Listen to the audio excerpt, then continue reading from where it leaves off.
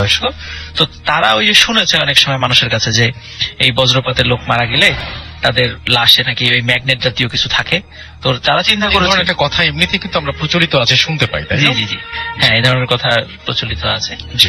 যদিও এই ঘটনা আসলে কি সত্য কিনা আমরা কেউ জানি না, হতে পারে আর নাও হতে পারে। তো এরা চিন্তা করে, যেহেতু তারা এরকম শুনেছে, কারণ তারা চিন্তা করে যদি আমরা এই লাশটা চুরি করতে পারি, চুরি করতে পারে, তারা নিজেরাই চিন্তা করছে আর কি। মানে এমন না যে তাদেরকে কেউ অফার করেছে বা এই টাইপের কিছু না, তারা নিজেরাই চিন্তা করছে যে আমরা যদি লাশটা চুরি করতে পারি তো এই লাশটা নিয়ে আমরা অনেক দূরে গিয়ে মানে বিক্রি করে দিব। আচ্ছা, বা এটা ওখান থেকে সরিয়ে এনে অন্য জায়গায় পুঁতে রাখবো, যখন কঙ্কাল হয়ে যাবে কঙ্কাল গুলা বিক্রি করবো, মানে এরকম একটা প্ল্যান তাদের ছিল আর কি। তো তারা কি করে যে ওই রাত্রেই, মানে যেদিন কবর দিয়েছে বিকালে, ওই রাত্রেই তারা লাশটা মানে চুরি করার একটা পরিকল্পনা করে। তো যে পরিকল্পনা সেই কাজ। তো হাতে টর্চ লাইট নিয়ে গেলে পারে আলো বেশি হবে, অনেক দূর থেকে দেখা যাবে, মানুষ সন্দেহ করতে পারে। এই জন্য তারা কি করছে, একদম নিবু নিবু টাইপের মানে আলো কমিয়ে হারিকে নিয়ে গেছে আর কি, যাতে কোনো মতে একটু সামনের জায়গাটা দেখা যায় এইভাবে আর কি। তো তারা ওই মানে ওই আমবাড়ির ওই গোরস্থানে আসে ধরল গ্রাম থেকে রাতের বেলা। তো ওরা যখন গোরস্থানে এসেছে, আসার পরে ওই খবরটা তারা দিনের বেলাও দেখে আসছিল যে রাতের বেলা সেজন্য সরাসরি আমরা মানে চিন্তা অসুবিধা না হয়। তো যথারীতি যেই চিন্তা সেই কাজ, কবর খোঁড়া শুরু করেছে। খুঁড়তে খুঁড়তে একদম বাসটা সরানোর পরে লাশ বের করে ফেলেছে। কবরের মধ্যে দুইজন নেমেছে, আরেকজন উপরে আছে, মানে তোলার জন্য উপরে। যখনই উপরে উঠিয়েছে এবং তুলবে, হঠাৎ দূর থেকে কে যেন চিৎকার করছে, এই ওখানে কে, ওখানে কে। আসলে ভাই কবরস্থানের পাশেই আরেকজনের বাসা ছিল। তো উনি হয়তো বা মুরব্বী, হয়তো বা রাত্রে ওয়াশরুমে যাওয়ার জন্য বাসা থেকে বের হয়েছে। তো কবরস্থানের যেহেতু পাশে থাকার কারণে কবরস্থান সম্পর্কে মোটামুটি ধারণা আছে। হঠাৎ করে রাতের বেলা একটু আলো দেখে সন্দেহ হয় যে কি ব্যাপার। আবার আলোর আশেপাশে তো রাসেল ভাই কেউ থাকলে অনেক দূর থেকে টের পাওয়া যায়। তখন ওর মনে হচ্ছিল কারা কি করছে। আবার চিন্তা করছে যে গ্রামের সাধারণত এত রাতের বেলা তো লাশ দাফন করার কথা না, আর লাশ এত রাত্রে দাফন করলে রাসেল ভাই ওই সময় যে হেঁচাক বাতি ছিল, এখন তো দেখা যায় না, তো হেঁচাক বাতি নিয়ে আসে। তো এরকম কেন? তো উনি বলছে ওখানে কে। তখন ওরা চিন্তা করে সর্বনাশ, ধরা খেয়ে গেছি। তো তখন ওরা লাশটা ওই রকমই ফেলে তিনজন ওই ভো দৌড় ওখান থেকে তারা চলে যায়, আবার তাদের গ্রামে তারা চলে যায়। তখন ওই লোক ওই কবরস্থানে এসে ওই হারিকেনের আলোতে দেখে যে এই অবস্থা, সকাল বিকালে লাশ দাফন হয়েছে এই অবস্থা। তখন উনি আশেপাশের লোকজনকে ডেকে তোলেন, আশেপাশে যারা ছিলেন। তো সবাই এসে আবার যথারীতি ওই পরিবার লোককে খবর দেয়। ওই রাতটাই আবার মানে ওই লাশটা আবার যথাস্থানে রেখে উপরে বাস দিয়ে আবার ঠিকঠাক মতো খবরটা দিয়ে দেওয়া হয়। তো রাসেল ভাই, এই ঘটনার পর থেকেই আসলে মানে ঘটনাটার আর মানে মূল ঘটনা শুরু আর কি। যে তিনজন ওই রাত্রে বাড়িতে চলে যান এবং রাত্রেবেলা বাসায় গিয়ে যার বাড়িতে গিয়ে ঘুমিয়ে পড়েন। আর যেহেতু তারা ধরা পড়ে নাই, সুতরাং বলে দেয় যে এই ঘটনা যেন আমরা কখনোই কেউ না জানে, জানলেই তো অনেক সমস্যা হবে। আর রাসেল ভাই, এটা নিয়ে তারা অনেকে চিন্তাও করেন নাই, ওটা ছিল একদম অসপাড়া গায়ের মতো। তারা চিন্তা করছে হয়তো বা কাফন চোরের কাজ, এটা কাফন চুরি করতে আসছিল, পারে নাই, সিমিলার এরকম তারা মনে করে। তারা আসলে ওই ম্যাগনেট বা এই টাইপের কিছু এই ধরনের চিন্তা আসলে মানে গভীর চিন্তা করে। জি জি, মানে ওইভাবে তারা চিন্তাও করে নাই যে এরকম হতে পারে। তারা কাফন চোর অনেক বহু আগে থেকেই তো এই ধরনের ঘটনা ঘটে থাকে। তো যাই হোক, ওই রাত্রেই ওই তিন বন্ধু সবাই একই স্বপ্ন দেখে। কি ছিল স্বপ্নটা? যে ওই যে লাশটা চুরি করতে গিয়েছিল, ওই লাশটার তো তারা চেহারাটা খুলে ফেলেছিল যে কেমন দেখা যায় আর কি, মানে যখন উঠাবে আর কি। তখন দেখে ওই লাশটা মানে বিভৎস চেহারায় এসে আস্তে আস্তে সাপের আকৃতি ধারণ করে। আচ্ছা, সাপের আকৃতি ধারণ করে ওদেরকে ধাওয়া করতে থাকে এবং ধাওয়া করার একটা পর্যায়ে তাদেরকে ছোবল মারে। আচ্ছা, এই স্বপ্ন দেখার পরে সকালবেলা তিন বন্ধু আবার এক জায়গা হয়ে সবাই, একজন বলে যে আমি তো এই স্বপ্ন দেখেছি, আরেকজন বলে হ্যাঁ আমিও তো দেখেছি, আরেকজন বলে আমিও তো দেখেছি। তিনজন সেম স্বপ্ন, সবাই একই স্বপ্নটা কিন্তু বেশ ভয়ঙ্কর। জি রাসেল ভাই, এবং শুধু রাসেল ভাই একবার দেখে না, ওরা প্রতি রাত্রেই তা দেখতে থাকে, আর প্রতি রাত্রেই দেখতে থাকে এবং চিৎকার চেঁচামেচি করতে থাকে, সাপ সাপ সাপ বলে চিৎকার চেঁচামেচি করতে থাকে। আচ্ছা, তো এ তার স্বপ্নের বিষয় গেল। এর মধ্যে কি হয় রাসেল ভাই, ওদের বাড়ির উঠোনে এই সাপের উপস্থিতি দেখা যায়। এবং প্রথম দিকে শুধু ওই তিন বন্ধু যাদের বাড়ি আর কি তারা দেখতো, এবং পরে পরিবারের লোকজনও দেখে, এবং তারাও চিৎকার চেঁচামেচি। যখন চিৎকার চেঁচামেচি বেশি পর্যায়ে চলে যায়, তখন কখনো কখনো সাপ মানে উধাও হয়ে যায়। আবার কখনো এমন হয় যে ওই তিনজনের কোনো একজন রাত্রে বা দিনের বেলায় যে রাস্তা দিয়ে হেঁটে আসছে, হঠাৎ করে দেখে পিছন থেকে একটা সাপ তাদেরকে ধাওয়া করছে, বড় আকৃতির একটা সাপ। তো তারা দৌড়ে বিভিন্ন জায়গায় চলে যায়, একটা সময় দেখে যে না ওইটা নাই। আচ্ছা, তো এই সাপের আতঙ্কে মানে তাদের তিনজনই ঘর ছাড়া হয়ে যাওয়ার মতো অবস্থা আছে। তো এরপরে তারা একটা সিদ্ধান্ত নেয় যে তারা মানে যেহেতু আমাদের বাড়িতে প্রবলেম হচ্ছে, আমরা এক কাজ করি, তিনজন অনেক দূরে চলে যাই। আচ্ছা, অনেক দূরে চলে যাই। তো ওইখান থেকে রাসেল ভাই একটা মানে বিল আছে, বিলের নামটা এই মুহূর্তে আমার ঠিক মনে পড়ছে না আর কি। আচ্ছা, তো ওরা চিন্তা করে বিল পার হয়ে পরের গ্রামে চলে যাবে, হয়তো বা ওখানে ওই সাপটাপ থাকবে না এই চিন্তা করে। তো ওই বিলের কাছে গিয়ে, তো ওই দিন আবার সন্ধ্যা হয়ে যায়। তখন তারা চিন্তা করে যেহেতু আমাদের কাছে টুকি খাবার আছে, তারপর নৌকাটা নিয়ে আজকে বিলের একদম মাঝখানে নৌকাটা নিয়ে আজকে মাঝখানে রাত্রি যাপন করব। তো তো ওই পরিকল্পনা করে এবং একজনকে বলে যে একজন করে ঘুমাবা, মানে দুইজন ঘুমাবা, একজন হচ্ছে মানে জেগে থাকবে, পাহারা দেবে। ও রাসূল আমার মনে পড়ছে ওই বিলটার নাম হলো সিটকি বাড়ি। ওই জায়গাটার নাম সিটকি বাড়ি। আসলে আমি যাই নাই তো কখনো, বা একটু নতুন শব্দ, ওই জন্য আমার আসলে মনে ছিল না সিটকি বাড়ি ওই জায়গাটার নাম। তো ওনারা বিলের মাঝখানে ওখানে চিন্তা করে আজকে রাত্রে আমরা বিলের ভিতরে থাকবো। জি। তো একজন জেগে থাকবে। এখন আসলে যিনি জেগেছিলেন উনি অনেক রাত, চাঁদের আলো দেখা যাচ্ছিল তখন, অনেক রাত হঠাৎ করে মনে হচ্ছে যে কোন শিয়াল বা কুকুর জাতীয় কোন জিনিস সাঁতার কেটে এই মাথা থেকে ওই মাথা পার হওয়ার চেষ্টা করছে। কারণ অনেক সময় আসলে যে শিয়াল কিন্তু পার হয়, তো যখন আমরা মাঝে মাঝে দেখি বিলও পার হয় অনেক সময়। তো তখন দেখছে যে শিয়ালটা মানে শিয়ালের মতো জিনিসটা ওই মাথাটা আর কি মানে আস্তে আস্তে তাদের নৌকার দিকে মুভ করে আসছে। আচ্ছা, তখন উনি চিন্তা করে কি ব্যাপারে এদিকে আসছে কেন, উনি মনে করছে স্বাভাবিক হয়তো বা আসে, মানে কোনো খাবার টাবার আছে এই চিন্তা করে হয়তো বা আসছে, বা নৌকায় আশ্রয় নেওয়ার জন্য ওঠার জন্য আসতে, সাঁতার কেটে ক্লান্ত হয়ে গেছে, এখান থেকে তারাই দিব। কিন্তু রাসূল ভাই যখনই ওই মাথাটা আস্তে আস্তে কাছে চলে এসে সাঁতার কাটতে কাটতে হঠাৎ করে দেখে যে এটা আসলে সেই সাপটা, যে সাপটা তাদেরকে তাড়া করতো।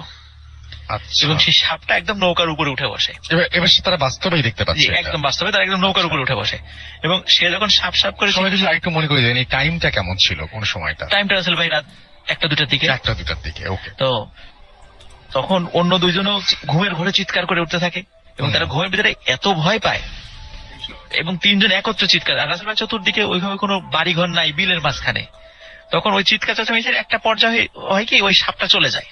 জি। ওই নৌকা থেকে নেমে আস্তে করে আবার ঠিক যেভাবে আসছিল সবাই দেখছে ওইভাবে চলে যাচ্ছে। তো আসলে ভাই ওই যে ওই ঘুম থেকে ওঠার পরে যে দুইজন ঘুমাচ্ছিলেন ওনারা আসলে এত ভয় পেয়েছিলেন, ওনারা মাত্র কয়েকদিনের মাথায় জ্বর হয়ে মারা যায়। এবং যিনি ওই সর্বশেষ যিনি জীবিত ছিলেন কাউকেই কিন্তু রাসূল ভাই সাপে কাটে নাই, কাউকে কাটে নাই, ওনারা ভয়েই মারা গিয়েছিলেন। কিন্তু সর্বশেষ যিনি মারা গিয়েছিলেন উনি ওনার ফ্যামিলির কাছে গল্প করে গিয়েছিলেন আর কি। এটা ওনারা কিন্তু কাউকে, জীবিত দশায় উনি কাউকে বলেন নাই। কিন্তু পরিবারের লোকজন পরবর্তীতে এটা ডিসক্লোজ করেন যে তাদের এই অন্যায়ের কারণে এই ঘটনাটা ঘটেছিল আর কি। আমি শেয়ার করবো সেই ঘটনাটি। শেয়ার করার আগে একটা কথা আমি বলে নিই। ঘটনাটি আমি যখন পাই আমার এক স্টুডেন্টের কাছ থেকে, আমি মানে অনেক চিন্তা করেছি যে ঘটনাটাকে আমি বলবো কি বলবো না। কারণ মানে এই ঘটনাটি একদম মানে হরর কোন সিনেমার কাহিনীর মতো মিলে যেতে পারে, বা কোনো হরর নাটকের সাথেও মিলে যেতে পারে হয়তোবা, আমি জানি না। কিন্তু ঘটনাটি শোনার পরে আমার মনে হয়েছে যে এটা একটু আসলে বলা উচিত। এই ধরনের ঘটনা আমি আসলে সচরাচর পাই না আর কি। এই ঘটনাটা আমি পেয়ে গেছি আলহামদুলিল্লাহ। তো এখন সরাসরি আমি ঘটনাতে চলে যাই। ঘটনাটির সময় রাসূল 1974 সাল। স্থানটা মানে শুরুর স্থানটা ছিল জগতী স্টেশন, যেটা কুষ্টিয়া জেলার জগতী স্টেশন। আর ওই সময়টাতে জগতী স্টেশন অনেক ব্যস্ততম একটা স্টেশন ছিল। স্পেশালি ওই কলকাতা থেকে ওই দর্শনা হয়ে যে ট্রেনগুলো আসতো আর কি, ওখানে প্রচুর মানে মাল খালাস করা হতো। অনেক ব্যস্ততম একটা স্টেশন ছিল ওই সময়টাতে। এখন অবশ্য তার কিছুই নাই। তো ওই সময়ে একদিন মানে মোটামুটি সকাল 11টা মানে বেলা 11টার দিকে একটা ঘটনা আর কি। তো ট্রেন আসছিল। তো হঠাৎ মানে লোকজন দেখছিল যে একজন মহিলা শাড়ি পরা, ঘোমটা দিয়ে মাথা ঢাকা, সে রেল লাইন পার হচ্ছে। তো সবাই দূর থেকে বলছিল যে ট্রেন আসছে, থামেন থামেন বা পার হন না, এরকম বলছিল সবাই। কিন্তু উনি কোনো কথা না শুনে ট্রেনের হঠাৎ করে লাইনের উপরে উঠে যান এবং ওখানেই উনি রাসূল ভাই মানে ট্রেনে কাটা পড়েন, দুটুকরো হয়ে যায় ওনার দেহ। এবং আর একটা বিষয় রাসূল ভাই, ওনার কোলে কিন্তু একটা ছোট্ট বাচ্চা ছিল। আচ্ছা। তো সবাই চিন্তা করছে যে উনি কি আসলে সুইসাইড করেছে নাকি আচমকা মানে পার হওয়ার সময় এরকম দুর্ঘটনা ঘটে গেছে, শিওর না, মানে কেউ বুঝতে পারেন নাই। স্বাভাবিক হাঁটা দেখে মনে হয়েছে হয়তো উনি খেয়াল করেন নাই, মাথায় ঘোমটা ছিল, পাশে থেকে উনি দেখতে পারেন নাই, হয়তো এমনটা হতে পারে। কেউ বলেছে হয়তো বা সুইসাইড করেছে, এরকম মনে হতে পারে। রাসূল কোলে বাচ্চা নিয়ে সুইসাইড করবে কেন, এটাও আবার অনেকে বলেছে। যাই হোক রাসূল মানে অদ্ভুত ব্যাপার হলো উনি যখন রেলে দুই ভাগ মানে কেটে দুটুকরো হয়ে গেছেন, মানে সবাই পরবর্তীতে এই ডেড বডির কাছে গিয়ে দেখে যে উনি কোলে যেভাবে বাচ্চাটা জড়িয়ে ধরেছিলেন ঠিক ওইভাবে জড়িয়ে ধরে আছেন ওনার দেহের উপরের অংশ, এবং বাচ্চাটি সম্পূর্ণরূপে অক্ষত ছিল। তো এই বাচ্চাটি ওই সময় ওই স্টেশনের খালাসি হিসাবে কাজ করা ফিরোজ মিয়া নামে একজন লোক, উনি এই বাচ্চাটি ওইখান থেকে গ্রহণ করেন। এখানে বলে রাখা ভালো, ফিরোজ মিয়া ছিল নিঃসন্তান। তো উনি প্রথমে চিন্তা করেছিলেন যে যা মানে যদি এই লাশের কোন আত্মীয় স্বজন আসে তাহলে তাকে বাচ্চাটা বুঝিয়ে দিবেন আর কি। আসলে একদিন যায়, দুদিন যায়, 3 দিনের দিন যখন কেউ আসলো না, লাশটি তখন বেওয়ারিশ হিসেবে দাফন করা হয়। এবং পরবর্তীতেও কেউ ওই লাশের খোঁজ খবর নিতে আসে নাই, বা কেউ মারা গিয়েছেন কিনা ওই মহিলার খোঁজ খবর নিতে কেউ আসেন নাই আর কি। তো ওই সময় তো যোগাযোগ ব্যবস্থাও এত ভালো ছিল না, তো যার কারণে ওইভাবে হয়তো খোঁজ তারা হয়তো পানি নাই কখনো, এমনও হতে পারে। তো এখন যেহেতু ফিরোজ মিয়া পরিবার নিঃসন্তান, মানে উনি হাজবেন্ড ওয়াইফ দুজন, মানে ওনার ওয়াইফ এবং উনি টোটালি একটা সন্তানের জন্য ওনাদের মধ্যে খুব হাহাকার ছিল। যেহেতু ওই সন্তানটা উনি ওনার স্ত্রীর কোলে দেন, তো ওনার স্ত্রীও ওই সন্তানকে খুব মানে ভালো করে আদর যত্ন শুরু করেন, এবং ঘটনার শুরুটা আসলে এই সময় থেকেই আর কি। তো ওনাদের পরবর্তীতে আসলে ভাই ঘটনাটা যেখানে আমি যেভাবে মানে পেয়েছিলাম আর কি, উনি পরবর্তীতে দিনাজপুরের পার্বতীপুরে চলে গিয়েছিলেন আর কি। তো আমার এক স্টুডেন্ট দিনাজপুরের সেই একই ঘটনাটা আমার কাছে শেয়ার করেছিল। এখন আসলে আমি মূল জায়গাতে চলে যাচ্ছি। তো উনি যখন উনি থাকতেন পাশেই রেলের একটা জায়গায়, উনি থাকতেন একটা ঘর তৈরি করে উনি থাকতেন। তো উনি এবং ওনার স্ত্রীর ভাষ্য অনুযায়ী মানে গভীর রাত্রে মনে হতো একটা ছায়ামূর্তি ঘরের ভিতর দিয়ে ঘুরছে। যদি ওনারা আলো জ্বালাতেন তখন কাউকে দেখতেন না, তো মনে করতেন হয়তো বা মনের ভুল, এমনি হতেই পারে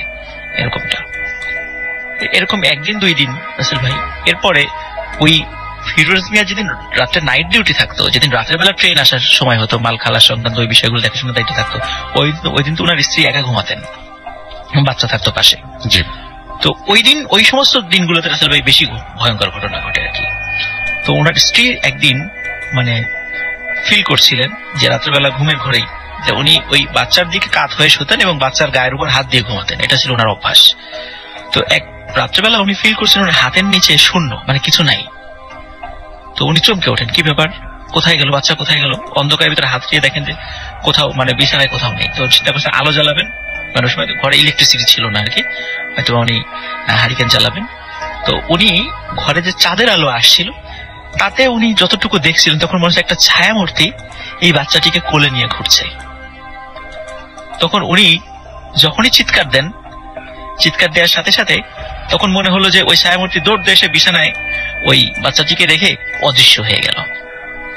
তো তারপর উনি আলো জ্বালান, কাউকে দেখেন না। হাজবেন্ড যখন সকালবেলা আসে তখন তাকে এই ঘটনাটা বর্ণনা করা হয়। তখন ওরা বলেন যে হয়তো বা ওনারা ভালো কোনো হুজুরের কাছে যান যে আসলে ঘটনাটা কি সেটা জানার জন্য। তো হুজুর একটা দায়সারা একটা কথা বলে দেন যে এই বাচ্চার উপরে জিনের প্রভাব আছে, এই সেই এগুলো বলে একটা তাবিজ কবজ দিয়ে দেন আর কি, মানে দায়সারা একটা কথা। তো কিন্তু এই তাবিজ বা এইগুলোতে কিছুই কাজ হচ্ছিল না, ঘটনা কিন্তু রাসেল ভাই রেগুলার ঘটছিল এই ধরনের বিষয়গুলো। এখন ফিরোজ মিয়া চিন্তা করেন যেহেতু এই হতে পারে এই বাসায় সমস্যা, এরকম চিন্তা করে উনি যে কাজটা করেন এটা হলো উনি ওই জগতী স্টেশন থেকে ওই দিনাজপুরের পার্বতী স্টেশন ট্রান্সফার হয়ে চলে যান এবং ওইখানেই ওই বাচ্চাটা বড় হয় আর কি। তো ওইখানে যাওয়ার পরে এভাবে মানে বেশ এই রাতের বেলা এই ছায়ামূর্তির এই বিষয়গুলোটা না ওনারা বেশ একটু স্বাভাবিকভাবে পরবর্তীতে নিয়ে নেন। এটা যখন কিছুতেই কাজ হচ্ছিল না, অনেক মানে হুজুরের শরণাপন্ন হয়ে যখন কোনো কাজ হচ্ছিল না, এতটুকু কাজ হয় যে একটু কমে আসে এই ঝামেলাটা, কিন্তু এটা বন্ধ হচ্ছিল না।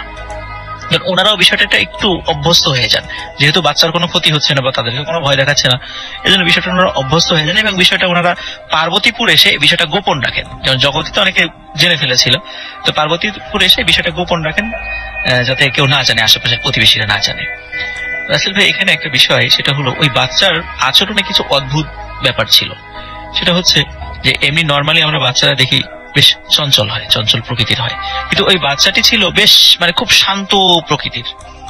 প্রথমে মানে ফিরোজ মিয়া এবং তার ওয়াইফ মনে করছে বাচ্চাটি হয়তো বা বোবা, সে হয়তো কথা বলতে পারছে, তো বেশ বয়স হয়ে যাওয়ার পর আস্তে আস্তে সে বাবা বা মা এরকম বলা শুরু করে, তখন বোঝে যে না, হ্যাঁ সে কথা বলতে পারে, কিন্তু সে খুবই কম কথা বলতো।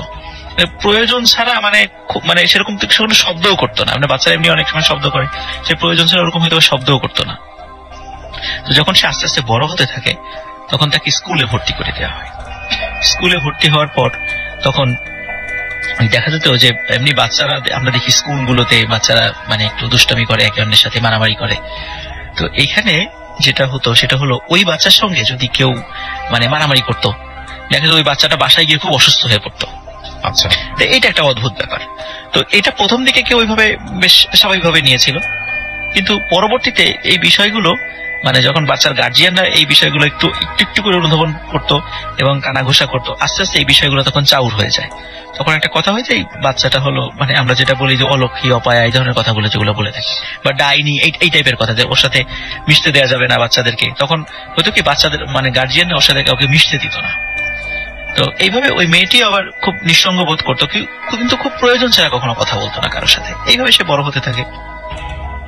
তো এর মধ্যে রাসেল ভাই যেই বিষয়গুলো দেখা যাচ্ছে যে দিন যেতে থাকে, সেও বড় হতে থাকে এবং একটা সময় তার বিবাহের সময়ও চলে আসে।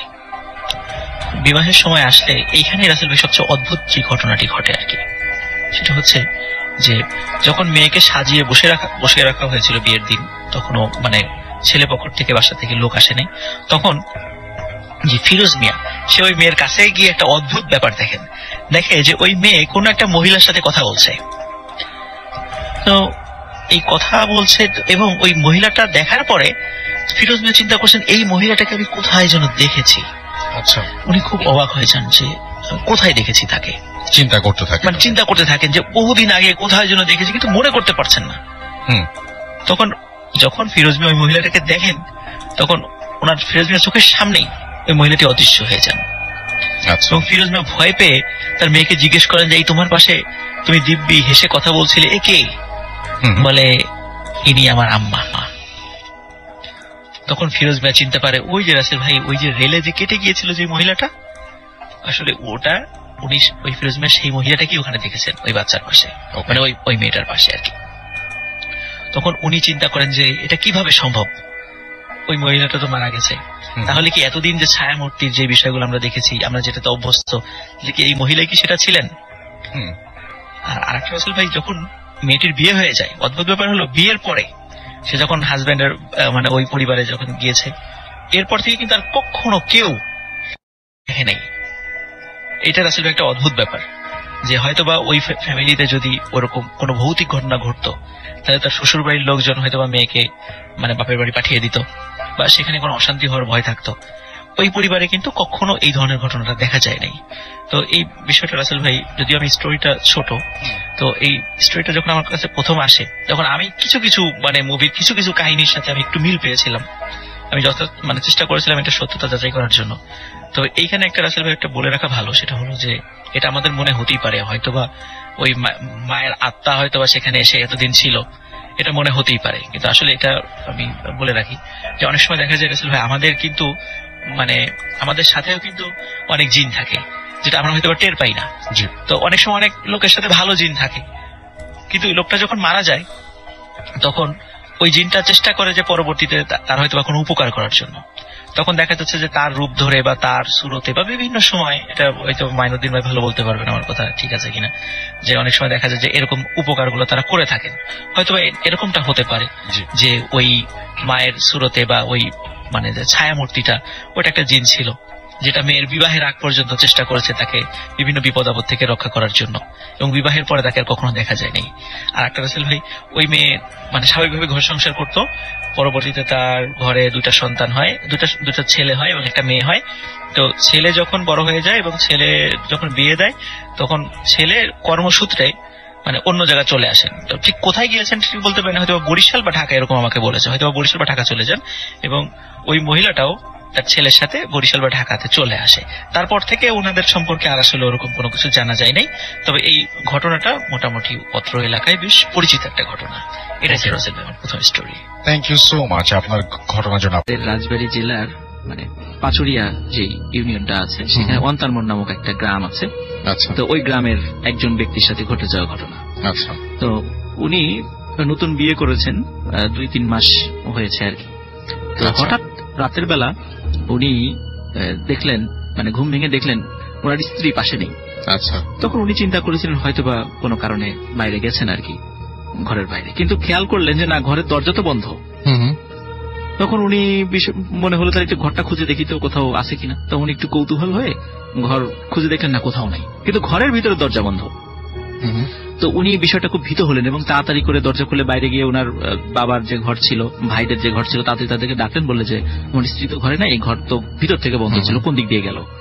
তখন সবাই মানে তন্ন তন্ন করে খুঁজেছে, কিন্তু কোথাও পাওয়া যায়নি। তখন তার বাবা বলল যে তুমি এক কাজ করো, তুমি সকাল হলে তোমার শ্বশুর বাড়িতে যাও, শ্বশুর বাড়িতে গিয়ে দেখো যে বৌমা ওখানে গিয়েছে কিনা। আচ্ছা। তখন চিন্তা করেন হ্যাঁ, এটা একটা ভালো আইডিয়া, ওখানে গিয়েছে কিনা একটু খোঁজ নেই। কিন্তু সবার কাছে একটা চিন্তার ব্যাপার ছিল যে ভিতর থেকে দরজা লাগানো, কিন্তু সে কিভাবে গেল, এটা হতেও পারে হয়তো কোনোভাবে সে রাগ করে গেছে, এরকম হতে পারে, কিন্তু তার সাথে রাগারাগির কোনো ঘটনাই ঘটেনি গত 2-3 মাসে। তো যাই হোক, সে পরের দিন সে তো যেহেতু একটু দিন মজুর ছিল, সে বিকালের দিকে অন্তারমোড় থেকে তার শ্বশুরবাড়ির দিকে যাত্রা শুরু করে। তো শ্বশুরবাড়ি যে জায়গাটা, সেই জায়গাটার নাম হচ্ছে জমিদার ব্রিজ। তো গোয়ালন্দ মোড় থেকে একটু আগে খানখানাপুর নামক একটা জায়গা আছে, ওইখানে ওই জমিদার ব্রিজটা, মানে নাম হয়ে গেছে আর কি জমিদার ব্রিজ। ওখানে ব্রিজ এখন ওইভাবে নাই। তো উনি যখন মানে ওনার শ্বশুরবাড়িতে আসছেন, হেঁটে আসতে রাসেল ভাই অনেক সময় লাগে, আর দূরত্বটা প্রায় 10 থেকে 12 কিলোমিটার মাঝখান দিয়ে আসলে পারে। তো উনি হেঁটেই আসছেন, হেঁটে আসার পরে শ্বশুরবাড়িতে আসতে রাত 10টা বেজে যায়। তো শ্বশুরবাড়িতে এসে যখন বিষয়টা বলে যে এরকম হঠাৎ করে রাত্রেবেলা তো পাচ্ছি না, তারপরে এখানে আসছে কিনা, তখন বললো যে না তো, সে তো এখানে আসে নাই। আচ্ছা। তখন মানে শ্বশুরবাড়ির লোকজন দেখলো যে তার মেয়ে যে নাই, এটা ঠিক যেভাবে অবাক হওয়ার কথা ছিল অতটা অবাক হলো না। আচ্ছা। এটা দেখে উনি নিজেই অবাক হলেন, কি ব্যাপার, তার মেয়ে নাই, একটু শুনলে তো সে ভয় পাবে, কোথায় গেল। কিন্তু তারা ওইভাবে অবাক হলো না, বিষয়টা একটা মামুলি ব্যাপার হিসাবে নিল। আচ্ছা। তো এটা উনি নিজে প্রশ্ন করে, নিজের মনের কাছে প্রশ্ন করে কোনো উত্তর খুঁজে পেল না। তারপরে শ্বশুরবাড়ি থেকে বললো যে তুমি চিন্তা করো না, হয়তো চলে আসবে, তাড়াতাড়ি চলে আসবে, এতটুকু বলে তাকে বিদায়, মানে সে বলে আজকে থেকে যাও, বলে না আমি আজকে চলে যাই, বাসায় যেতে হবে। বলে এখন তো অনেক পথ রাতের বেলা। তখন বললো যে তারপর ইনস্ট্রাকশন দিয়ে দিল, উনি যেহেতু বারবার যেতে চাচ্ছিলেন, তো বললো যে তুমি যেই পথ দিয়ে এসেছো ওই পথ দিয়ে যাওয়ার দরকার নাই, ওটা দীর্ঘ পথ। একটা পথ দেখিয়ে দিলেন যে জমিদার ব্রিজ থেকে পাশ দিয়ে আর একটা রাস্তা, একটা স্কুল আছে, ওই স্কুলের পাশ দিয়ে ভিতর দিয়ে একটা রাস্তা আছে বিলের পাশ দিয়ে, বলে এই রাস্তা দিয়ে গেলে পথ অর্ধেক হয়ে যাবে, মানে অনেক কম সময় তুমি বাড়িতে পৌঁছে যেতে পারো। তখন রাসেল ভাই ওনার শালা, যে বড় শালা, সে আসতে চাইলো সাথে, কিন্তু উনি বলেন না, এত রাত্রেবেলা তোমার আসার দরকার নেই, আমি একাই যেতে পারবো। তো চাঁদনি রাত ছিল, উনি রাসেল ভাই রওনা দিয়ে দিলেন। তখন যখন যাচ্ছিলেন বিলের পাশ দিয়ে, উনি যখন হাঁটছিলেন হঠাৎ ফিল করলেন কিছু যেন পাশ থেকে সাঁতার কেটে কেটে ওনার সাথে সাথে আসছে। আজব ব্যাপার। তো উনি যখন দাঁড়িয়ে পিছন দিকে তাকায়, দেখে কিছুই নেই, পানি, তবে পানিতে একটু ঢেউ দেখা যাচ্ছে, মনে হচ্ছে যে মাত্র কেউ একজন ডুব দিয়েছে ওখানে, হালকা ঢেউ মনে হচ্ছে, উনি টের পাচ্ছেন। তো উনি আবার সামনের দিকে হাঁটা শুরু করলেন। যখন হাঁটা শুরু করছেন একটু পর উনি আবার ফিল করলেন পিছন থেকে কিছুদিন একটা সাথে সাথে ওনার সাথে সাথে আসছে। আচ্ছা। ঠিক রাস্তার পাশে যে খালটা আছে আর কি, মানে বিলটা। তখন উনি এরকম 3 বার ফিল করলেন, উনি নিশ্চিত হলেন যে হ্যাঁ আসলেই কিছু সাঁতার কেটে কেটে আসছে ওনার পাশে, কিন্তু সেটা কি উনি বোঝার চেষ্টা করছিলেন। আরেকটু পর যখন উনি ফিল করেন হ্যাঁ এবার আবারও সাঁতার কাটা শব্দ পাওয়া যাচ্ছে, উনি ঘুরে তাকিয়ে দেখেন যে একটা মানুষের মাথা, এবং সেই মাথাটা কোনো মেয়ে লোকের মাথা। এবং যেহেতু চাঁদনি রাত ছিল, উনি দূর থেকে দেখে ফেললেন যে মাথাটা দেখা যাচ্ছে এটা ওনার স্ত্রীর মাথা। তো উনি মানে প্রচন্ড ভয় পেলেন যে কি ব্যাপার, আমার ওয়াইফ এইখানে এই সাথে এরকম একটা পরিবেশে আসার কথাই না, এরকম আসার কথাই না। তো উনি প্রচন্ড ভয় পেলেন, ভয় পাওয়ার বলছেন এই তুমি ওখানে কেন উঠে আসো। সে আসে না, সে ওখানেই থাকে, সে বরং ইশারা করে পানির মধ্যে তাকে ডাকে। আচ্ছা। তখন উনি চিন্তা করলেন যে এটা ব্যতিক্রম কিছু, এটা স্বাভাবিক নয়, যেহেতু ওনারা গ্রামের লোক, দিন মজুর, রাতের বেলা অনেক সময় কাজ করতে হয়, তখন এই ঘটনাগুলোর সাথে না ওনারা শোনেন বা অভ্যস্ত কিছু কিছু বিষয়ের সাথে, কিন্তু উনি বুঝতে পারলেন যে এটা স্বাভাবিক কোনো ঘটনা নয়, এটা নিশ্চয়ই অস্বাভাবিক কোনো ঘটনা। আসলে ওইটা উনি পাত্তা দিলেন না, উনি সোজা হাঁটা শুরু করলেন। কিছুক্ষণ পরে দেখলেন না, এখন সাঁতারের শব্দ শোনা যাচ্ছে না, এখন মনে হচ্ছে পিছন থেকে কেউ হেঁটে আসে। কিন্তু আসলে ভাই ভেজা শরীরে মানুষ যখন খালি পায়ে হেঁটে আসে মাটির উপর দিয়ে, তখন এক ধরনের শব্দ হয়, মানে বোঝা যায় যে হয়তো বা ভেজা শরীরে কেউ হেঁটে আসছে। উনি ফিল করলেন ওনার পিছন দিকে মনে হচ্ছে ভেজা শরীরে কেউ হেঁটে আসছে, ওরকম শব্দ। উনি পিছন দিকে তাকিয়ে দেখেন ওনার স্ত্রী ভেজা শরীরে আসছে, বলে যে এই আমাকে নিয়ে যাবি না? তখন উনি তখন দেয়, ভয়ে দেয় দৌড়। তো দৌড় দেওয়ার পরে উনি ফিল করেন পিছন থেকে ওই জিনিসটাও দৌড়াচ্ছে, কিন্তু উনি পিছন দিকে তাকান নাই। তো দৌড়াতে দৌড়াতে ওই যে স্কুলের কথা বলেছিলাম ওখানে আমার পাশে স্কুল আসে, ওই স্কুলের কাছে যখন চলে আসে, স্কুল মাঠ আছে, তখন উনি দেখলেন যে যখন ওই বিলটা পার হয়ে উনি চলে আসছে, তখন তার ওই পানি টানি কিছু নাই। তখন উনি দেখলেন পিছন থেকে একটা গাড়ির শব্দ। তো ওই সময়, এখন তো এটা দেখা যায় না আর কি, ওই সময় ওই অঞ্চলে ঘোড়ার গাড়ি চলতো। মানে একটা মানে আমরা যেই দেখি এখনো গ্রাম অঞ্চলে দেখা যায় ঘোড়ার গাড়িগুলো, দেখা যায় একটা ঘোড়ার গাড়ি আসছে, কিন্তু গাড়িতে কোনো চালক নাই, কারণ চাঁদনি রাত তো দেখা যাচ্ছিল, চালক নাই, ঘোড়ার গাড়িটা মানে ঘোড়াটা দৌড়াচ্ছে, গাড়ি নিয়ে আসতেছে। তখন উনি চিন্তা করেন হয়তো বা রাতের বেলা কোনো বাসা থেকে কোনো মালিকের ওই ঘোড়া ছুটে গেছে, গাড়ি সহ হয়তো দৌড়াচ্ছে। উনি চিন্তা করলেন যে এক কাজ করি, ঘোড়াটাকে থামিয়ে ওই গ্রামের পথের দিকে ঘুরিয়ে দিই, এদিকে কোন দিক দিয়ে চলে যাবে, কার কোন দিকে চলে ঠিক ঠিকানা নেই। কিন্তু উনি চিন্তা করেন যে ঘোড়াটাকে যে ঘুরিয়ে দেবো, যদি কোনো লোক আমাকে চোর ভাবে, যদি কেউ এসে, তখন তো এই অঞ্চলে যেহেতু আমাকে কেউ চেনে না, তখন আমি একটা বিপদে পড়বো। উনি কিছু বললেন, উনি দেখলেন যে ঘোড়ার গাড়িটা মানে সোজা দৌড়ায় চলে গেল। কিছুক্ষণ পর রাসেল ভাই উনি শব্দ পেলেন যে পিছন থেকে আর একটা গাড়ির শব্দ, আর একটা গাড়ি আসছে, এবং উনি তাকিয়ে দেখলেন যে হ্যাঁ, এইবারের গাড়িটাও খালি একটা ঘোড়া, কিন্তু গাড়ির পেছনে মনে হচ্ছে কিছু রাখা, সাদা কিছু দিয়ে ঢেকে রাখা আর কি। এবং ওনার কাছে প্রচন্ড দুর্গন্ধ লাগছে আর কি, মনে হচ্ছে যে মানুষ বা কোনো মানে জীবিত কোন প্রাণী যদি মরে যায়, পচে গেলে যে দুর্গন্ধ হয়, এরকম গন্ধটা আসছে, এবং গন্ধটা আস্তে আস্তে খুবই তীব্র হচ্ছে। গাড়িটা যখন কাছে চলে আসলো, উনি দেখলো যে ওই গাড়িতে 3টা লাশ মানে সাদা কাপড় দিয়ে ঢেকে রাখা, ওই ঘোড়ার গাড়িটা ওই 3টা লাশ নিয়ে দৌড়ে চলে যাচ্ছে। তখন উনি চিন্তা করলেন যে আবার হয়তো ওনার সাথে কিছু ঘটতে চলেছে। তখন একটু পরে রাসেল ভাই আবার একটা গাড়ির শব্দ পেলেন।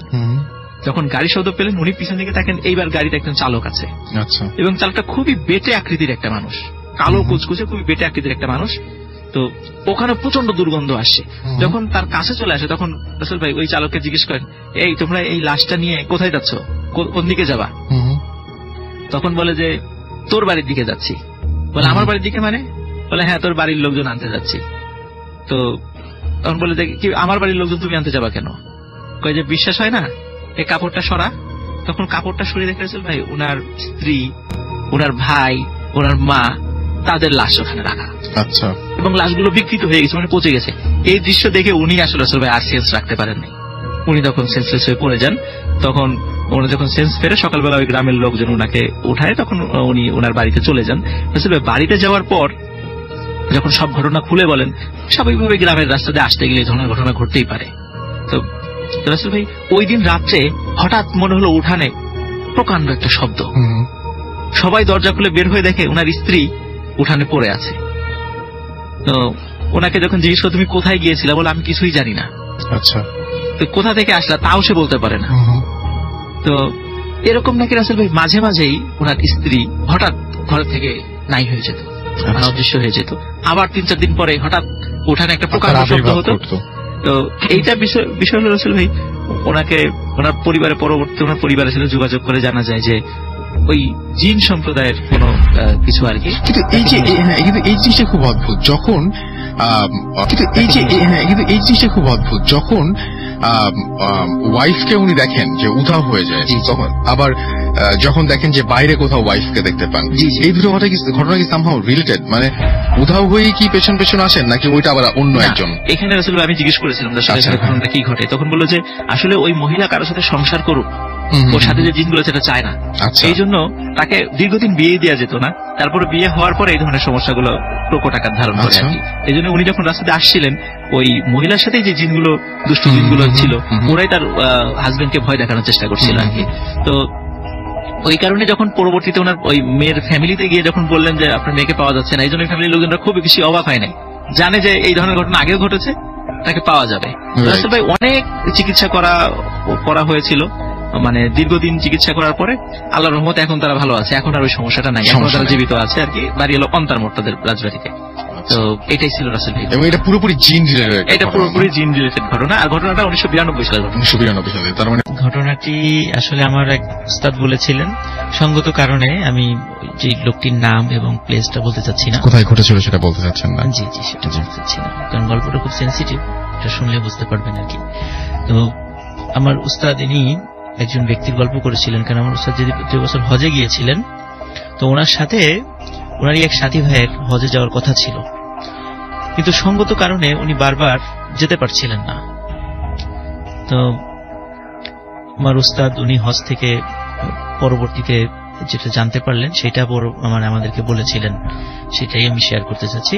এটা হচ্ছে উনি কেন হজে যেতে পারেননি, বারবার উনি হজ যেতে পারেননি মানে কি, হজ পালন করতে কেন পারেননি? কেন হজ পালন করতে পারেননি, উনি বারবার বাধাপ্রাপ্ত হচ্ছিলেন। তো ওনাকে বারবার যখন প্রশ্ন করা হচ্ছিল যে কেন আপনি হজ পালন করছেন না, তো উনি বারবার বলছেন আমি অসুস্থ, বিভিন্ন কারণ, বিভিন্ন অজুহাত দেখাচ্ছিলেন ওনার সাথী ভাইদেরকে। তো শেষ পর্যন্ত একজন সাথী ভাই ওনাকে খুব ভালো মতো ধরলেন যে আপনি এত টাকা জমা দিলেন, এত কিছু করলেন, কিন্তু কেন হজ পালন করছেন না, এটা একটু আমাকে বলতেই হবে। উনিও খুব বেশ বিব্রতকর পরিস্থিতি পড়ে গিয়েছিলেন, ওনার কারণে অন্যদের অসুবিধা হচ্ছিল। তো উনি তখন বললেন যে আসলে কি ঘটনা। তখন বলছেন আমি হজ পালন করব কিভাবে, আমি যখনই হজ পালন করার জন্য কাজ শুরু করতে যাই, তখনই দেখি আমার বোনের ছেলে, ছোট্ট বয়স 7-8 বছর বা 9 বছর হবে, এই ছেলেটি বিশাল এক দা নিয়ে আমার পথের কাছে দাঁড়িয়ে আছে, বিশাল এক দা নিয়ে আমার পথিমধ্যে দাঁড়িয়ে আছে। তো এখন বলছে যে আপনার এই ভাগিনা এখানে কিভাবে আসবে, এটা কিভাবে সম্ভব, এখানে কিভাবে আসবে? তখন বলছেন যে আমার কথাও তো সেটা, আমার ভাগিনার তো এখানে আসার কোনো সম্ভাবনাই নেই, কারণ আমার ভাগিনাকে আমি নিজের হাতে হত্যা করেছি। তখন ওই লোকটি খুব অবাক হলেন যে আপনি আপনার ভাগিনাকে নিজের হাতে হত্যা করেছেন, কিন্তু কেন?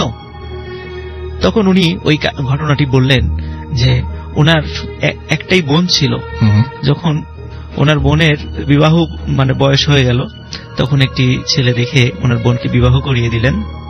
বিবাহের পরে ওনার বোন বারবার যখন নিজের সম্পত্তি দাবি করছিল ভাইয়ের কাছে, তখন ভাই বলছিল যে তোমাকে এত বছর ধরে লালন পালন করেছি, কত টাকা পয়সা খরচ হয়েছে, বিয়ের জন্য খরচ করেছি, তোমার যা সম্পত্তি ভাগে ছিল সবই টাকা পয়সা খরচে ব্যয় হয়ে গেছে, সুতরাং তোমার কোনো সম্পত্তি আমার কাছে নেই, সব সম্পত্তি খরচ করে ফেলেছি তোমারই পিছনে। তখন বোন ভাইয়ের সাথে আর বেশি আর্গুমেন্টে যায় নাই, কারণ হচ্ছে যেহেতু বাবা মা মারা যাওয়ার পরে ভাই তাকে বড় করেছিল, এই জন্য উনি আর কোনো আর্গুমেন্টে যান নাই। কিন্তু কিছুদিন পরে ওনার সন্তান হয় এবং ওনার স্বামী খুব অসুস্থ হয়ে যান। যখন স্বামীর চিকিৎসার জন্য বারবার ভাইয়ের কাছে আসছিল যে ভাই আমাকে কিছু টাকা দাও, স্বামীর চিকিৎসা করাবো, তখন বলছেন যে আমি তোমাকে কোনো টাকা দিব না। এভাবে বারবার তার বোনকে ফিরিয়ে দিয়েছে এবং একদম বিনা চিকিৎসায় ওই মহিলাটির স্বামী মারা যায়। তখন অনেক কষ্টে ওনার সন্তানকে উনি বড় করতে থাকেন এবং এক পর্যায়ে উনি নিজেও অসুস্থ হয়ে যান। সন্তান যখন আবার একটু বোঝা শিখেছে, 7-8 বছর বয়স হয়ে গেছে, তখন তার মামার কাছে গিয়ে বলেছে যে মামা আমার মা অসুস্থ, তার চিকিৎসা করা প্রয়োজন, আপনি কিছু টাকা পয়সা দেন। তখন বারবার উনি ওনার ভাগিনাকে ফিরিয়ে দিয়েছে এবং শেষ পর্যন্ত ওই বাচ্চা ছেলেটির মাও সম্পূর্ণ বিনা চিকিৎসায় মারা যায়। আচ্ছা, ওনার ভাই কোনো সহযোগিতা করেন নাই। যখন এই ধরনের ঘটনা দেখে ওই বাচ্চা ছেলেটির মনেও খুব দাগ কাটে যে আমার মামা এরকম করলো, তখন উনি ওর মামার সাথে বিভিন্নভাবে ঝগড়াঝাটিতে লিপ্ত হয়, অল্প বয়সী ছেলেটাই। আচ্ছা, যে আমার সম্পত্তি হয় বুঝিয়ে দিবা, না হলে আমি বিচার সালিশের কাছে পুলিশের আশ্রয় নিব। তখন উনি অবস্থা বেগতিক দেখে একদিন বললেন ঠিক আছে তুমি রাত্রে এসো, আমি তোমার সম্পত্তি বুঝিয়ে দেব। যখন ছেলেটি সত্যি সরল বিশ্বাসে রাত্রে ওনার বাড়িতে এসেছিলেন, তখন উনি ছেলেটিকে খুব নৃশংসভাবে হত্যা করে একটি জায়গায় ফেলে রাখে এবং ওই লোকটি তারই আর এক শত্রুকে ওই হত্যা মামলায় ফাঁসিয়ে জেলখানায় ঢুকিয়ে দেয়। তো উনি যখন ওই হজ করার কার্যক্রম শুরু করবেন, তখনই দেখে ওনার ওই ভাগিনা বড় একটি দা নিয়ে ওনার পথিমধ্যে দাঁড়িয়ে আছে এবং ওনাকে ধাওয়া করে। তো এই ঘটনাটি রাসেল ভাই যে হয়তো অতটা ভয়ের না, কিন্তু আসলে এর মধ্যে কিন্তু অনেক কিছু শিক্ষণীয় আছে।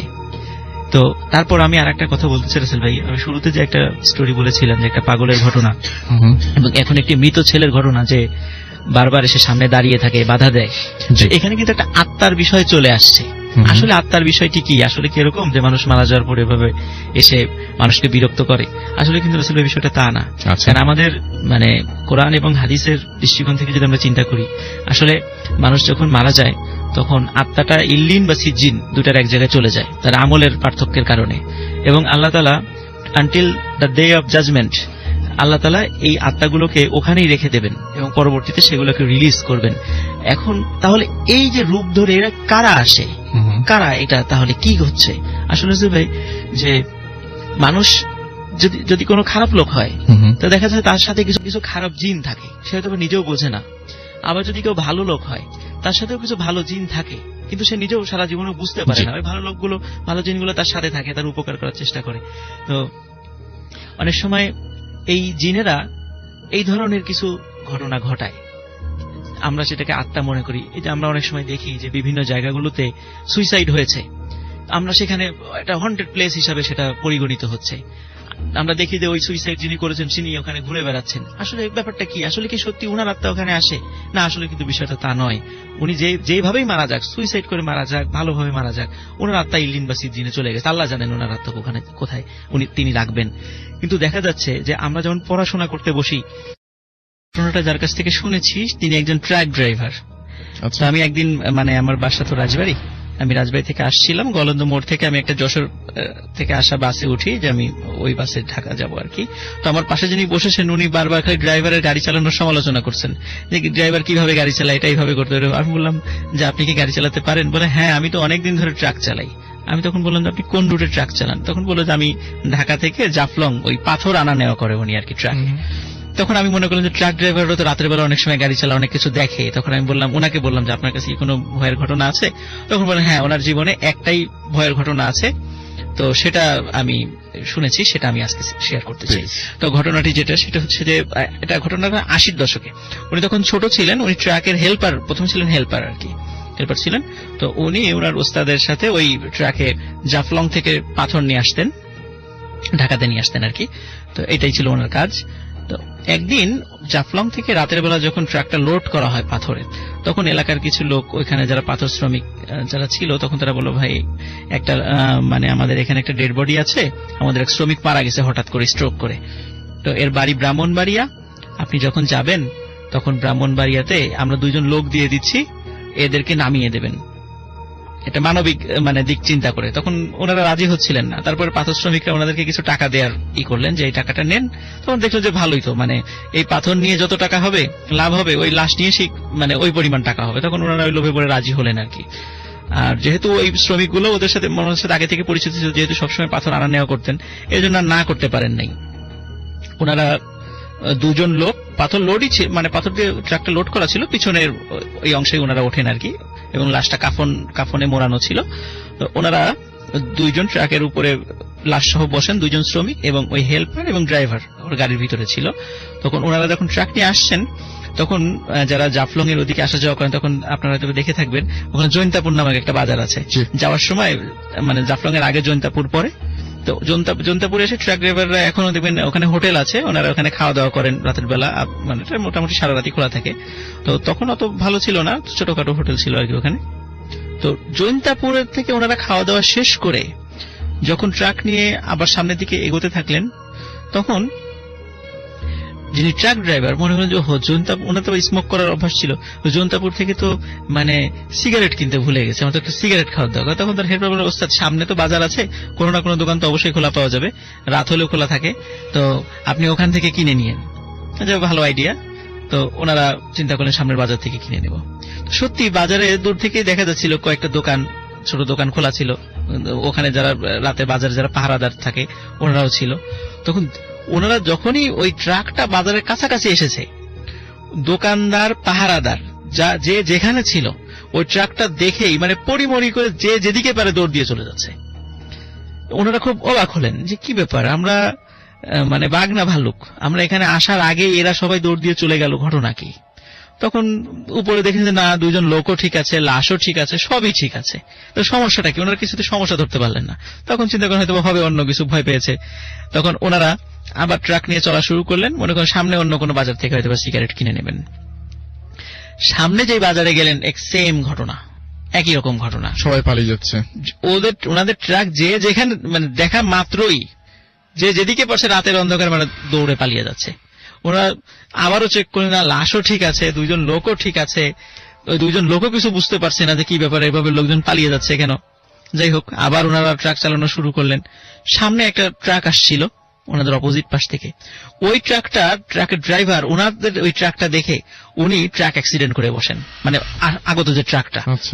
এবং ওটা কোনো মেজর অ্যাক্সিডেন্ট ছিল না, মানে রাস্তা থেকে একটু সাইডে চলে আসে। যাই হোক, বাট ওনাদেরকে দেখে কি করে, এবং ওনারা ওই ট্রাকটা আবার সামনে থামিয়ে নেমে আসেন যে কি ব্যাপার, কি হলো। ওনাদেরকে দেখে ওই ট্রাকের ড্রাইভার এবং হেল্পার যে যেখানে ছিল ওনারাও দৌড়ে পালিয়ে যাচ্ছে। ওনারা কিছুতেই বুঝতে পারছেন আসলে ঘটনাটা কি হচ্ছে ওনাদের সাথে। যাই হোক, উনি তো সিগারেট কিনতে পারলেন না এই ঘটনার কারণে। দীর্ঘ পথ পাড়ি দিয়ে সিলেট শহরের কাছাকাছি যখন ওনারা এসেছেন, তখন ওখানে পুলিশের চেকপোস্ট আছে, তো পুলিশের সদস্যরা ওরা দূর থেকে ইশারা দিচ্ছেন যে গাড়িটা স্লো করার জন্য। তো ওনারা গাড়ি স্লো করবেন, কিন্তু গাড়িটা যখনই পুলিশ সদস্যদের কাছাকাছি চলে এসেছে, মানে 100 গজ দূরে, তখন ওনারা খেয়াল করছেন যে ওই পুলিশ সদস্যরাও ওনারাও যে যেখানে পারে ছুটে চলে যাচ্ছে, ওনারা এখানে দাঁড়াচ্ছেন না। এবং ওই বাজারে একজন মানে খুব বৃদ্ধ একজন মানে নাইট গার্ড ছিল, উনি আর পালাতে পারেন নাই, উনি অজ্ঞান হয়ে পড়ে যান। ওনারা ট্রাক থেকে নেমে আসেন, নেমে আসার পরে কোনো কারণ বুঝতে পারছে না। শেষে ওই যেহেতু হাতের কাছে একজন পাওয়া গেছে সেন্সলেস অবস্থায়, তাকে একটু পানি টানি ছিটা দিয়ে তাকে করা হয়। তখন উনি জ্ঞান ফিরে বলতেছেন, এই তোমরা ট্রাকে কাকে নিয়ে আসছো? বলে, কেন, আমরা তো ট্রাকে পাথর নিয়ে আসছি এবং একটা লাশ আছে, সাথে 2জন আছে। বলে, না, তোমরা তো শুধু লাশ নিয়ে আসো না, তোমরা তো বিশাল আকৃতির সব দানব নিয়ে আসছো ট্রাকে করে। বলে, এটা কিভাবে সম্ভব? বলে, হ্যাঁ, তুমি যখন ট্রাক নিয়ে আসছিলা তখন আমরা দেখতে পাচ্ছিলাম তোমার ট্রাকের উপরে 3-4 জন বিশাল আকৃতির ভয়ঙ্কর চেহারা দানবের মতো, এবং তোমাদের ট্রাকের 2 পাশে, মানে ট্রাকের যে 2 পাশে 2টা জানালা থাকে, 2টা জানালার পাশে 2জন দানব দাঁড়িয়ে আছে, এরকম ভয়ঙ্কর চেহারার 2জন দাঁড়িয়ে আছে। তো এটা দেখেই তো আমি সেন্সলেস হয়ে গেছি, দৌড়াতে পালাতে পারিনি। আর যারা যদি দেখেছে তারা মনে হয় এই কারণে দৌড়ে পালিয়ে গেছে ভয়ে। তখন ওনারা চিন্তা করলেন যে যদি এই ব্যাপার হয় তাই দেখি তো লাশটা কোথায়। ওনারা তখন গিয়ে দেখেন লাশও নাই, ওই 2জন ব্যক্তিও নাই। তখন ওনারা খোঁজা শুরু করলেন, সবাই মিলে খোঁজা শুরু করলে তখন দেখলেন ওই 2জন লোক কিছু একটু দূরেই মানে সেন্সলেস অবস্থায় পড়ে আছে, ট্রাকের উপরে লাশের সাথে যে 2জন ছিল, যে 2জন শ্রমিক ছিল। তো ওনাদেরকে আবার জ্ঞান ফিরে আনা হয়। তো ওনাদেরকে জিজ্ঞেস করে কি হয়েছে, ওনারা বললেন, আমরা কিছুই বলতে পারবো না, খালি হঠাৎ মনে হলো মানে কেউ যেন আমাদের গলা ধরে ধাক্কা দিয়ে ট্রাকের উপর থেকে ফেলে দিল, এবং তারপরে আর আমাদের কিছু মনে নেই। তখন বলে, তাহলে লাশটা কোথায় গেল, লাশটা খুঁজি এখন। তখন আরো কিছু আশেপাশের লোকজনকে ডেকে নিয়ে আসা হলো, সবাই মিলে লাশ খোঁজাখুঁজি, মানে যে যেভাবে পারছে খুঁজছে।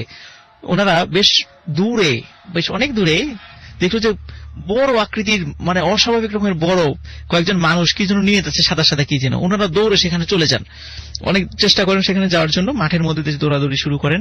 তো ওনারা দেখছিলেন যে ওই লাশটির মাথা ধরেছে সামনে একজন ব্যক্তি, মাথা ধরে আছে, যেমন আমরা খাটিয়াতে দেখি যে 4 জন ব্যক্তি চারপাশে ধরে আছে, ঠিক সেম মানে মাথাটা একজন ধরে আছে 1 হাত দিয়ে, 2 হাত 2 জন ব্যক্তি ধরে আছে, 2 পা 2 জন ব্যক্তি ধরে আছে। ওনার পিছন থেকে বলেন, এই তোমরা কে, দাঁড়াও, লাশ নিয়ে কোথায় যাচ্ছ? তখন ওনারা আর পিছন দিকে তাকালেন না। তারা খেয়াল করলেন যে 2 হাত ধরে যেজন ছিল এবং 2 পা ধরে যে 4 জন ছিল এবং মাথা ধরে যেজন ছিল, ওনারা একজন ডান পাশে একজন বাম পাশে, 2 জন হেঁটে চলে যাচ্ছে। এবং যেভাবে লাশটা হাতে ধরা ছিল, যার হাত যার ধরা ছিল, উনি হাত ছিঁড়ে নিয়ে চলে গেলেন, আর একজন আর এক হাত ছিঁড়ে নিয়ে চলে গেলেন, 2 জন 2 পা ছিঁড়ে নিয়ে 4 জন 4 দিকে চলে গেলেন, এবং মাথা যিনি ধরেছিলেন উনি মাথা ছিঁড়ে নিয়ে সামনের দিকে চলে গেলেন।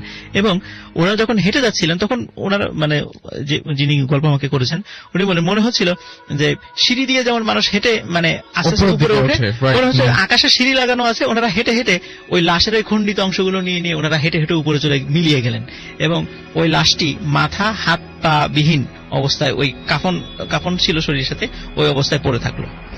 তখন ওনারা চিন্তা করেন যে এই ভয়ঙ্কর এই লাশটি নিয়ে আমরা কিভাবে ওনার ফ্যামিলির কাছে যাবে। যদিও ওই ব্যক্তির কোনো পরিবার ছিল না, উনি একাই ছিলেন, ওনার দুঃসম্পর্কে কিছু আত্মীয় ছিল, ওখানকার স্থানীয় লোকজন জানতো ওনার বাড়ি ব্রাহ্মণবাড়ি, এতটুকু শুধু জানতো। যে আমরা যে জৈন্তাপুর সিলেটের যেখানে দেখি আর কি, এখনো যারা যাবেন ওখানে আমরা জানি যে রাজা গৌর গোবিন্দের সাথে হযরত শাহজালাল রহমতুল্লাহ ওখানে কিন্তু একটা যুদ্ধ হয়েছিল, এবং ইতিহাস যারা জানেন তারা জানেন যে আজকে উপস্থিত হয়েছেন তিনি, এবং তার কাছে চমৎকার কয়েকটা ঘটনা রয়েছে। তার মধ্যে আমরা প্রথম ঘটনাটা একটু শুনে আসি। আসসালামু আলাইকুম লিসেনার্স, সবাইকে ধন্যবাদ। রাসেল ভাইকে আবারও ধন্যবাদ, Thank you very এত much, জার্নি thank করে you. আসার পরেও আজকে এত সুন্দর একটা এপিসোড আমাদের সবাইকে উপহার দিচ্ছেন। আমি একদম সত্যি। কারণ আসলে আপনি রংপুর থেকে আসছেন, আমিও এই ঘটনাটি কালেক্ট করেছি রংপুর থেকেই। ও আচ্ছা। আমি যে প্রতিষ্ঠানে চাকরি করি, আমি ওখানে প্রতিষ্ঠানে কাজে ক্লাস নিতে বাংলাদেশের বিভিন্ন জায়গায় আমাদের যে ব্রাঞ্চ গুলো আছে সেখানে ক্লাস নিতে যেতে হয়। তো আমি যখন এই কিছুদিন আগে রংপুরে গিয়েছিলাম ক্লাস নিতে, ওখানে আমি ক্লাস নিতে গেলে মোটামুটি যেহেতু ভূত এফএম এর প্রতি ভালোবাসা আছে এবং অনেক সময় আসি, আমি চেষ্টা করি এই কিছু